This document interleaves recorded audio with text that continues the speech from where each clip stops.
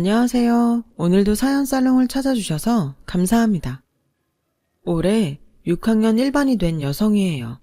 학창시절 문학소녀였던 저는 한때 소설가가 되는 게 꿈이었어요. 책을 좋아해서 밤마다 아버지한테 전기세 나간다, 불 꺼라!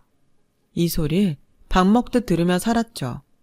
그랬던 제가 마지막으로 소설책을 잡아본 게 언젠지 기억도 안 날 정도로 생활에 찌들어 살게 된 건 남편을 떠나보낸 32 겨울부터였어요.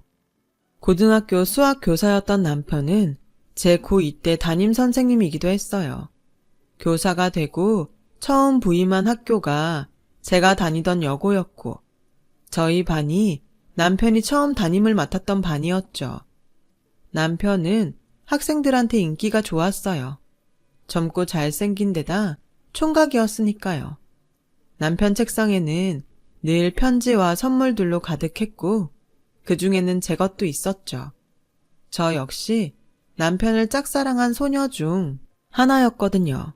하지만 선생과 제자의 사랑은 금기였기에 마음을 드러낸 적은 없어요. 가슴에 품은 사랑이었죠. 그러다 남편을 이성으로 만나 사귀게 된 건 졸업하고 2년이 지나서였어요. 고등학교를 졸업하고 동사무소에서 일하던 저는 예비군 훈련 통지서 문제로 동사무소를 찾아온 남편과 재회를 하게 되었어요. 저를 먼저 알아본 건 남편이었어요. 선자, 양선자 맞지? 야, 이런 데서 다시 만나게 되네. 난 네가 책을 좋아해서 글 쓰는 일을 하지 않을까 했는데 여기 있었구나. 아무튼 반갑다. 남편은 오랜만에 만난 김에 맛있는 걸 사주겠다며 퇴근 후 보자고 했어요. 그래서 남편을 따라 중국집에 가서 짜장면과 탕수육을 먹게 되었죠. 짝사랑했던 남자 앞에서 짜장면을 먹으려니 여간 고역이 아니더라고요. 조심히 먹는다고 하는데도 짜장면 양념이 자꾸 입가에 묻는 바람에 신경이 쓰여서 입으로 들어가는지 코로 들어가는지 모르겠더라고요. 그런 내 마음도 모르고 남편은 어찌나 맛있게 먹던지 입가에 시꺼먼 양념이 잔뜩 묻었지 뭐예요. 꼭 아이처럼요. 학생 때는 어렵게만 보이던 남편은 교복을 벗고 밖에서 만나고 보니 그저 평범한 20대 후반 남자일 뿐이었어요. 그 모습을 보니 그 또한 좋더라고요. 그날 이후 남편은 퇴근 시간에 맞춰 종종 동사무소로 저를 찾아왔어요. 그럴 때마다 남편 손에는 자신이 대학 시절 읽었던 교양서적들과 현대문학 작품집 등이 들려 있었죠. 책을 좋아하는 저를 위해 어렵게 구해온 것들이었어요. 때때로 다이제스티브라는 잡지에 실린 글들을 복사해 오기도 했어요. 내 옆자리 국어 선생님이 보는 잡지인데 좋은 글귀들이 많더라고. 그래서 복사해왔어. 시간 날 때 읽어보면 도움이 될 거야. 소설가가 되는 게 꿈이랬지? 글을 쓰려면 많은 경험도 필요하지만 좋은 글도 많이 읽어둬야 하거든. 지금은 비록 동사무소에서 일하고 있지만 혹시 아니? 신춘문예에 당선돼서 소설가로 변신할지? 그러니 현실에 안주하지 말고 꿈을 이루기 위해 작은 것부터 노력해봐. 내가 옆에서 도와줄 테니까. 남편의 그 말은 제 가슴에 큰 울림이 되었어요. 여자는 그저 남편 그늘에서 살림 잘하고 자식들 잘 키우면 그만이라던 제 아버지와는 전혀 달랐으니까요. 이런 남자라면 단칸방에서 평생을 살아도 행복하겠다는 생각이 들더군요. 하지만 시간이 지나도 관계는 진전이 없었어요. 그러다 연인도 사제지간도 아닌 어중간한 상태로 1년 정도 지나던 어느 날이었죠. 선을 보신다고요? 고향에서 부모님이 하도 닥달을 하셔서 그렇게 됐어. 남편의 말에 하늘이 무너지는 것 같았어요. 하지만 그렇다고 화를 낼 수도 없었죠. 당시만 해도 우리는 아무 사이도 아니었으니까요. 그래서 좋은 분 만나시길 바란다고 말하곤 급하게 자리에서 일어났죠. 그랬더니 진심이니? 이대로 내가 다른 여자 만나서 결혼해도 후회 안 하겠어? 정말 그래도 돼? 남편의 말에 그만 울컥했어요. 솔직히 내 마음을 전하고 사귀자고 해볼까? 아니야. 그랬다가 거절당하면 앞으로는 얼굴도 못 보게 될 거야. 그 짧은 시간에 수없이 갈등을 했고, 그러다 결국 결정을 내렸죠. 후회하고 살기보단 시련이 낫다고요. 당연히 안 괜찮죠. 그렇다고 제가 뭘 어쩌겠어요. 우리가 사귀는 사이도 아닌데. 나한테 질투할 권리가 있냐고요. 비겁해요. 모든 걸 나한테 떠넘기고. 어렵게 시작한 저의 고백은 급기야 남편에 대한 서운함으로 번졌어요. 그런 제 모습에 남편은 안도하더군요. 남편 입장에선 제자였던 제게 고백을 하는 게 쉽지 않았던 모양이에요. 그러던 와중에 부모님의 결혼 독촉이 거세지니 본인도 초조했던 거였죠. 그래서 일부러 제게 맞선을 본다는 얘기를 꺼낸 거였어요. 과정이야 어쨌든 그 일로 남편과 저는 본격적으로 사귀게 되었어요. 그리고 2년 정도 연애를 하다가 결혼을 하게 되었고요. 여고 동창들은 제가 자신들의 첫사랑과 결혼한다니 다들 놀라는 눈치였어요. 그건 동료 교사들도 마찬가지였죠. 제자가 하루아침에 동료 교사의 아내가 되었으니 왜 안 그렇겠어요? 그런 주변의 시선들이 부담스러워 우리는 서울로 이사를 결심했어요.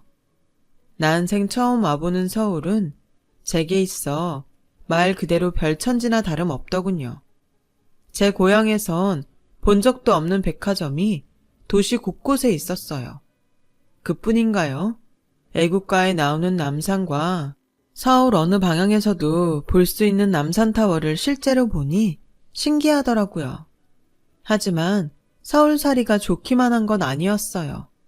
교사의 박봉으로 살기엔 물가도 높고 인심도 야박했거든요. 가족도 친구도 하나 없는 곳에서 제가 믿고 의지할 사람은 오직 남편뿐이었죠. 그래서 전보다 더 남편한테 기대고 살았는지도 모르겠네요. 서울로 이사를 오고 얼마 뒤 저는 첫애를 낳았어요. 아들이었죠. 그동안 저를 탐탁치 않게 여기시던 시부모님도 손자를 낳았다고 하자 그제야 며느리 대접을 해주셨어요.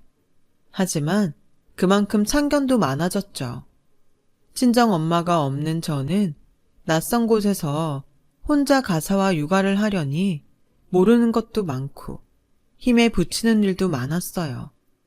주변에 물어볼 사람도 잠시 애를 봐줄 사람도 없었으니 더욱 그랬죠.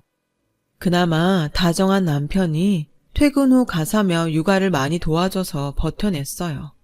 그리고 4년 뒤 둘째 아들이 태어났고 돌을 막 넘긴 시점에 저희 가정에 시련이 불어닥쳤어요.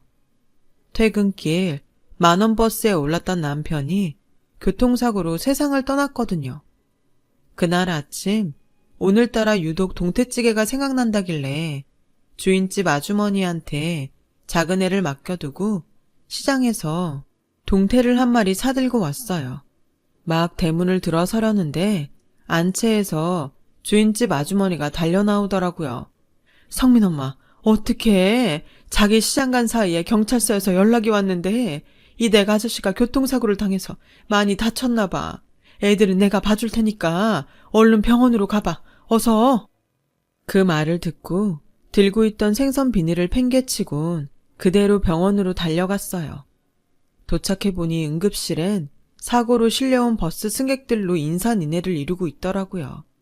그런데 그 어디에도 제 남편의 모습은 보이지 않았어요. 그때였죠. 간호사가 남편 이름을 대며 보호자 맞냐길래 그렇다고 했더니 저를 한쪽으로 데리고 가더라고요. 그렇게 간호사를 따라갔는데 남편은 이미 싸늘한 주검이 되어 있었어요. 빳빳하게 다려입고 나간 하얀 와이셔츠는 피로 물들어 있었고 결혼 예물로 사준 시계는 유리가 박살나 산산조각이 나 있더라고요. 제가 남편의 얼굴을 확인하려고 남편 얼굴을 덮고 있는 흰 천을 들추려는데 간호사가 사체 훼손이 심하다며 말렸어요. 저는 차마 남편의 얼굴도 확인하지 못한 채 자리에 주저앉아 울다가 정신을 잃고 말았죠. 이후 무슨 정신으로 장례를 치렀는지 기억도 안 나요. 시어머님이 당신 아들 잡아먹었다며 머리채를 잡았던 것도 나중에 주인집 아주머니를 통해 전해 듣고 알았을 정도니까요. 장례가 끝나자 시어머니는 다시는 제 얼굴을 보고 싶지 않다시며 영 끊고 살자고 하더군요. 결혼하고 다음 해 아버지까지 세상을 떠나신 탓에 저는 주변에 비빌 언덕 하나 없이 두 아들과 함께 세상에 내던져졌어요. 하지만 슬퍼할 겨를도 없었죠. 5살 큰애와 젖먹이 애를 데리고 당장 먹고 살아야 했으니까요. 경력도 없고 기술도 없는 애 엄마를 받아줄 곳은 어디에도 없었어요. 그래서 궁여지책으로 했던 일이 학교 앞 떡볶이 장사였어요. 어린 애들을 옆에 끼고 있어야 해서 남의 집 일은 하기 힘들었거든요. 그나마 큰애가 국민학교에 들어가고부터는 파출 일도 다닐 수 있었죠. 엄마 대신 큰애가 지 동생을 보느라 고생 많았어요. 지도 어린데 동생까지 떠맡았으니 얼마나 힘들었겠어요. 둘째한테도 미안한 마음뿐이죠. 한창 엄마 손이 필요한 나이인데 제대로 돌봐주지 못했거든요. 그래도 큰애는 짧게라도 아빠 사랑을 받고 자랐지만 둘째는 그조차도 못 받고 자랐으니까요. 그래서일까요? 자라면서 둘째는 사고도 많이 치고 정학도 몇 번이나 당했는지 몰라요. 1년이면 서너 번은 제가 학교에 불려가서 자식 잘못 키워 죄송하다고 고개를 숙여야 했죠. 결국 둘째는 고등학교 2학년 때 학교를 그만뒀어요.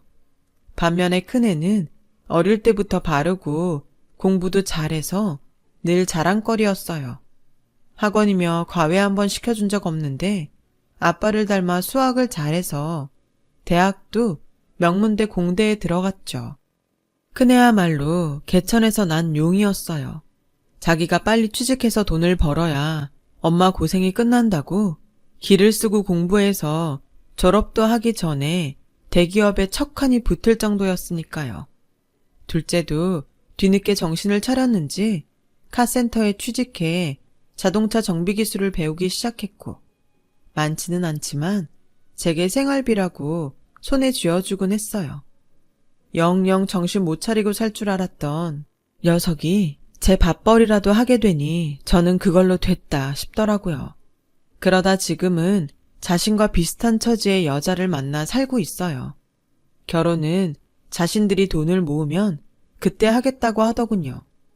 아직 혼인신고도 안 한 처지지만 저한테 살갑게 어머님이라고 부르며 며느리 노릇을 톡톡히 하고 있죠.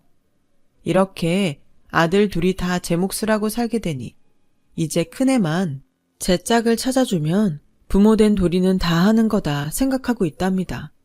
그래서 일도 줄이고 요즘엔 아는 형님 소개로 건물 청소 일을 다니고 있어요.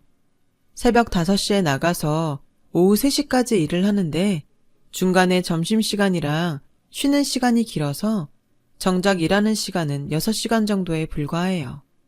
건물주가 인심이 좋은지 월급도 인근에서 제일 높고 새 건물이라 일이 수월해서 다들 노리는 자리라더군요.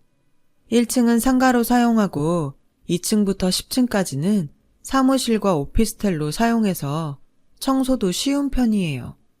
주 5일 근무에 월차 1번, 빨간 날은 다 쉬니 얼마나 좋은지 몰라요. 게다가 4대 보험까지 되고요. 지금까지 다니던 직장 중 최고였죠. 그런데 이 좋은 직장 때문에 아들과 갈등을 빚게 될 줄 누가 알았겠어요. 사건의 시작은 큰아들이 결혼할 여자가 생겼다며 집에 데려오기로 하고부터였어요. 맏며느리 드릴 생각에 신이 나서 전날부터 대접할 음식을 준비하고 집 안팎으로 청소까지 싹 해놓았죠. 상까지 차려놓고 애들을 기다리는데 그런데 오기로 한 시간이 지나도록 소식이 없지 뭐예요. 그래서 집 앞에 나가봤는데 글쎄 골목에서 큰애랑 웬 여자가 말다툼을 하고 있더라고요. 기가 막혀. 자기네 집이 어려운 건 알고 있었지만 이런 산동네 판잣집에 사는 줄은 정말 몰랐어. 더럽고 냄새나서 잠시도 이 동네에 있고 싶지 않아. 그냥 날 잡아서 밖에서 보면 안 돼? 이런 집에서 만든 음식 나 못 먹어. 아, 비위 약한 거 자기도 알잖아. 그럼 밥은 안 먹더라도 엄마한테 인사라도 드리고 나오자. 여기까지 왔는데 어떻게 그냥 돌아가? 음식 다 차려놓고 기다리고 계실 텐데. 그러니까 얼굴이라도 비추고 나오자. 내가 이렇게 부탁할게. 응? 우리 집 사는 꼴이 마음에 안 들어 집에도 안 들어오겠다는 애한테 두 손 싹싹 빌어가며 애걸을 하는 큰애를 보니 피가 거꾸로 솟았어요. 그러면서도 한편으론 이게 다 무능한 내 탓이란 생각이 들어서 가슴이 미어지더군요. 그래서 조용히 발길을 돌리려는데 느닷없이 둘째가 나타나선 지 형한테 달려들지 뭐해요. 이게 무슨 개소리야. 더러워서 우리 집 밥을 못 먹어? 형, 제정신이야? 어떻게 이런 여자를 집에 데려올 생각을 해? 엄마한테 미안하지도 않아? 혹시 이 여자한테 책 잡힌 거 있어? 그래서 이렇게 빌빌대는 거냐고. 그런 거 아니면 당장 헤어져. 나 이런 여자 형수로 못 모시니까. 어머, 이 사람이 자기 동생이야? 고등학교 잘려서 카센터에서 일한다는? 이보세요. 아무리 못 배웠어도 초면에 이러는 거 아니죠. 형수를 못 모셔요? 잘 됐네요. 나도 그쪽 시동생으로 받아들일 생각 없으니까. 성훈아, 그만해. 형수한테 그게 무슨 말버릇이야? 내가 이 사람 잘 달래서 들어갈 테니까 너 먼저 집에 들어가서 엄마한테 우리 좀 늦는다고 말씀드려. 어서. 싫어. 그런 거는 형이 직접 엄마한테 얘기해. 난 저 여자랑 한 집에서 밥 먹을 생각 전혀 없으니까 둘이 들어가든 말든 알아서 하라고. 둘째는 성질을 내며 돌아갔어요. 그제야 큰애는 예비 며느리와 차에 올라 둘이 한참 얘기를 나누더군요. 결국 그날 예비 며느리는 집에 오지 않았어요. 큰애는 새벽녘이 돼서야 술에 잔뜩 취해 들어왔더군요. 딱 봐도 여자가 잘 사는 집 딸 같던데 기울어지는 형편 탓에 그동안 큰애가 마음고생이 많았던 모양이에요. 그런데다 둘째까지 나서서 기름을 부었으니 속이 오죽하겠어요. 며느리감을 보고 서운한 마음이 들었던 것도 사실이지만 그보다는 내 새끼가 마음에 상처를 입지 않을까. 그게 더 걱정이 되더라고요. 다음 날 출근해 보니 다들 며느리감에 대해 한마디씩 물었어요. 전날 며느리감이 집에 온다고 직장에 얘기를 했던 탓이었죠. 차마 지난밤 일을 말할 수 없어서 예쁘고 착하다고 했더니 축하해 주는데 마음이 먹먹해지더군요. 그래서 얼른 자리를 피해 제가 맡고 있는 층으로 올라가는데 마음이 심란해서 일도 손에 안 잡히더라고요. 그래서 창가에 서서 한숨을 쉬고 있었는데 백발이 성한 남자가 다가와 말을 걸지 뭐해요. 아이고, 그래서야 땅이 꺼지겠습니까? 항상 밝은 얼굴로 다니시더니 오늘은 무슨 일로 그렇게 한숨을 쉬십니까? 저를 아세요? 남자는 건물을 오르내리며 저와 종종 마주쳤었다고 하더라고요. 혹시 무슨 일이 있냐고 묻길래 결혼 앞둔 아들 걱정에 그런다고 했더니 자기는 철없는 딸 때문에 걱정이라고 하더군요. 처음 본 사람이었지만 서로 자식 걱정을 하다 보니 참 많은 얘기를 나누게 되었어요. 그 남자는 일찍 아내와 사별하고 혼자 딸을 키우고 살았는데 돈 버느라 바빠 신경을 못 쓴 탓에 딸이 세상 물정도 모르고 철이 없다고 하더군요. 그런데 딸이 결혼을 하겠다고 남자를 데려온다는데 마음이 심란하다나요? 딱 제 심정 같더라고요. 그날 그렇게 대화를 나눈 뒤로 건물 복도에서 만날 때마다 우린 인사를 건네며 자식들 근황도 묻곤 했어요. 그렇게 몇 달이 지났을까요? 큰애가 상견례 날짜를 받아왔더라고요. 아직 제대로 며느리 인사도 못 받는 상황에 상견례라니 아니다 싶었어요. 그래서 상견례 전에 밖에서라도 한번 얼굴을 보자고 했더니 마지못해 그러자고 하더군요. 그래서 약속 당일 부랴부랴 일을 마치고 건물을 나서려는데 글쎄 예비 며느리가 아는 얼굴이랑 팔짱을 끼고 엘리베이터에서 나오지 뭡니까? 바로 일전의 백발 남자였어요. 그제야 철없는 딸이 있다는 말을 했던 게 떠오르더군요. 사돈 사무실이 있는 건물에 CM이가 청소부로 있다는 게 걸려서 나도 몰래 몸을 숨겼어요. 그런데 마침 건물로 들어오던 아들과 정면으로 마주쳤지 뭐예요. 그런데 그 순간 아들 녀석이 고개를 휙 돌리곤 절 외면하더라고요. 그리고는 예비 며느리랑 장인이 있는 쪽으로 달려갔어요. 장인한테 살갑게 인사를 하며 아들은 두 사람을 데리고 도망치듯 건물을 빠져나갔어요. 순간 온몸이 굳어서 한 발자국도 움직이지 못하겠더군요. 자식이 외면할 정도로 그렇게 내가 창피한 존재인 건가 싶어서 눈물이 나더라고요. 그래서 로비에 놓인 의자에 앉아 눈물을 훔치고 있었는데 아들이 왔더라고요. 조금 전의 일을 사과하려나 보다 싶어 얼른 눈물을 닦아냈는데 글쎄, 엄마, 청소일 한다는 데가 여기야? 아, 정말 나한테 왜 이래? 설마 아버님하고 안면 있는 건 아니지? 말해봐. 서로 얼굴 아냐고. 큰애는 엄마한테 상처 준 것보다 처가에 창피하다는 게 먼저였어요. 그래, 아는 사이다. 자식들 얘기도 나눌 만큼 아주 잘 아는 사이야. 됐냐? 제 말의 아들은 세상을 다 잃은 것처럼 실망하는 표정이었어요. 그리고 오늘 식사 약속은 취소하자며 터덜터덜 돌아가더군요. 그리고 다음 날 아들이 점심시간에 제가 일하는 건물로 찾아왔어요. 사람들 눈을 피해 비상구 계단으로 저를 끌고 간 아들은 단단히 결심한 표정으로 그러더군요. 엄마, 화정이랑 얘기해봤는데 아무래도 이번 상견례는 안 하는 게 나을 것 같아.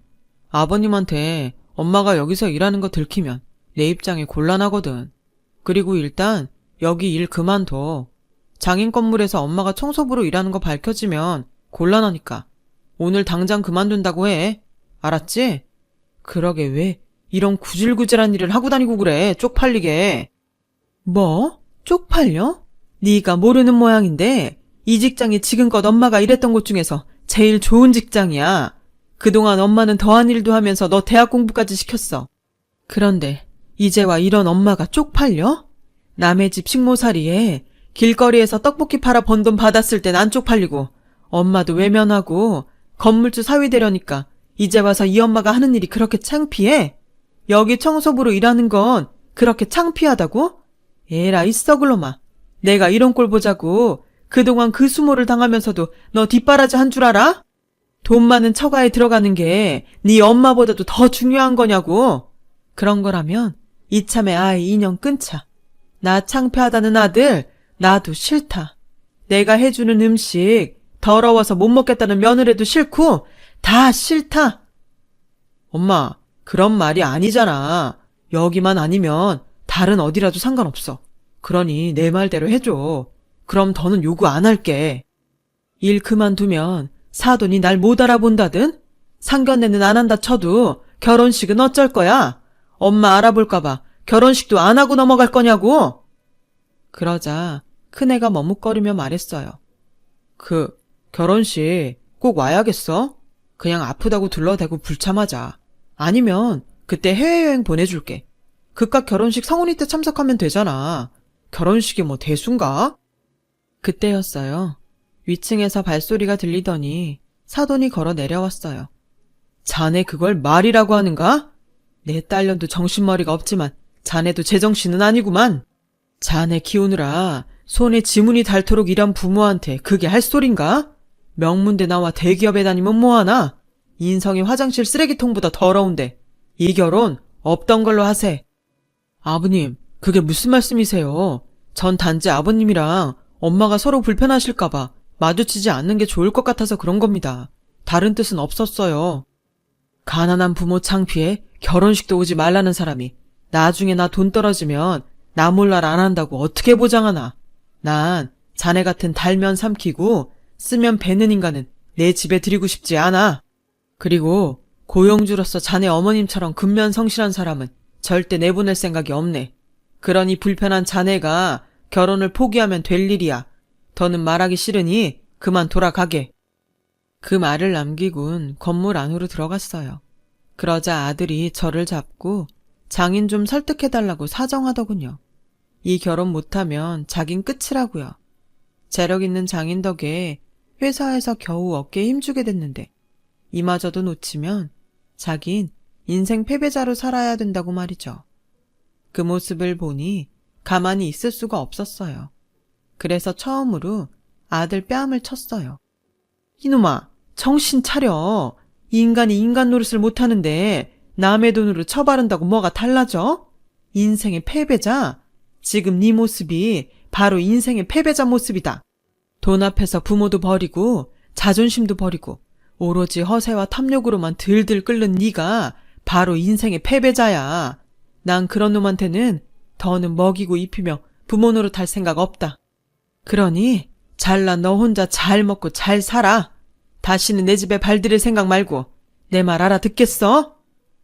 그제야 큰애는 자기가 잘못했다며 두 손 싹싹 빌었지만 그걸로 화가 풀리지는 않았어요. 믿었던 아들한테 배신감이 너무 컸으니까요. 언제까지고 내 배 아파 낳은 자식과 등지고 살 수는 없겠지만 그래도 큰애가 인간다운 인간이 될 때까지는 부모 노릇을 파업할 생각입니다. 그래야 나중에 하늘에 가서도 남편한테 덜 미안할 것 같거든요. 지금까지 제 사연을 들어주셔서 감사합니다. 여러분은 부디 자식과 그런 일 없이 행복한 가정 꾸리시길 바랍니다. 여러분, 사연 댓글에 응원과 현명한 조언 부탁드려요. 좋아요와 구독은 저에게 큰 힘이 됩니다. 오늘도 좋은 일 가득하세요.